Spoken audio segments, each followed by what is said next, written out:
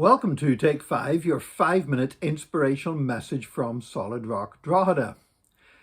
Just over a week ago, when Janice and I celebrated our wedding anniversary, we took a few days off and we went up to Northern Ireland, and we were up in the town of Donaghadee. Now, Donaghadee is up on the North Down coast. It's a beautiful place. I would strongly recommend you to visit Donaghadee. It's got a great harbour and a lovely lighthouse, and you can see some islands just off the coast of Donaghadee called the Copeland Islands.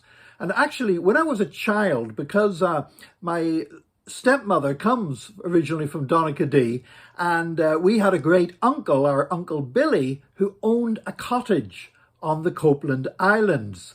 And several times myself and one of my brothers went and spent some time on the Copeland Islands with our Uncle Billy. Now, this was back in the late 1960s, and by that time, nobody lived permanently on the Copeland Islands all year round. But there were a number of people who owned cottages there. I mean, there was no electricity or anything like that. They used gas lamps, but there were several people owned cottages there still and would go and stay there during the summer. Now, the Copeland Islands had a great history. One time it was the smugglers used to smuggle stuff into Ireland from England from the Copeland Islands. There was once a great shipwreck with great loss of life that took place just off the Copeland Islands. But by the time we were staying there, basically you just had these people owning these cottages where they would go during the summer. And there was a boat could take you there from Donaghadee, and it would go out in the morning. It would drop off day trippers who would then get the boat back again in the evening. And it was wonderful for me and my brother when we were staying on that island with our uncle, because once the boat had gone again, I mean, you had this island, and you could do anything you wanted. I mean, our uncle did not keep a close eye on us whatsoever. In fact, I look back on it, and from a child's safety perspective, the thought of any of my children running wild on an island with no supervision whatsoever at a young age would absolutely put my heart in my mouth. But things were just a bit different back then. Maybe we weren't quite as aware of some of the dangers. And so me and my brother would roam this island. We would go swimming in the sea. We would climb up cliffs. We would jump off the cliffs. We'd get up to all sorts of stuff, chasing rabbits around and all kinds of stuff. And I can remember just as a young boy, I was still in primary school, and you know what? It was just absolutely amazing because you left everything behind.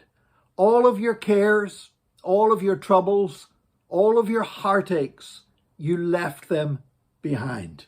And I have to tell you, over the years, I've often thought about the Copeland Islands. Now, I understand now that generally you can't even get on the island at all. That you can go it's like a nature preserve, and there's bird sanctuaries, that kind of stuff. So you can get it on a boat from Donaghadee, a tour that won't actually land on the island. It will just sort of sail past it, and a guide will point things out to you.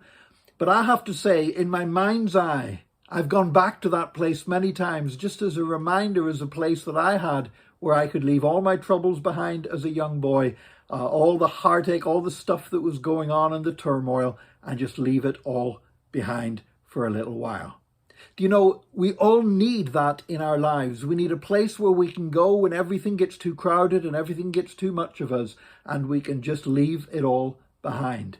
Well, thank God that God himself is our refuge and help, a very present help in times of trouble. And I can't go physically to the Copeland Islands anymore, but I can tell you this, I can still go to the Lord. And there's times whenever everything gets on top of me and I just have to put everything on one side and I just get alone with the Lord, and he is my refuge. And here's the amazing thing. That sense of peace that as a little child I thought I had to go to a remote island in order to experience it, I've discovered I can experience that peace wherever I am because I've come to know the Lord as my refuge. And I would just urge you today, if it's all getting on top of you a little bit, if maybe just you need a bit of time away from everything, just get into somewhere, it can be sat in your car, it can just be sat in a room at home. Sometimes I've had to lock myself in the toilet, and just there, I just say, Lord, will you be my refuge? Will you meet with me now? And will you just bring back your peace and your calm into my spirit? And God does that because that's the kind of God he is. And I pray that you will have that experience of him this day. And please join us again next time for another Take 5, your 5-minute inspirational message from Solid Rock Drogheda.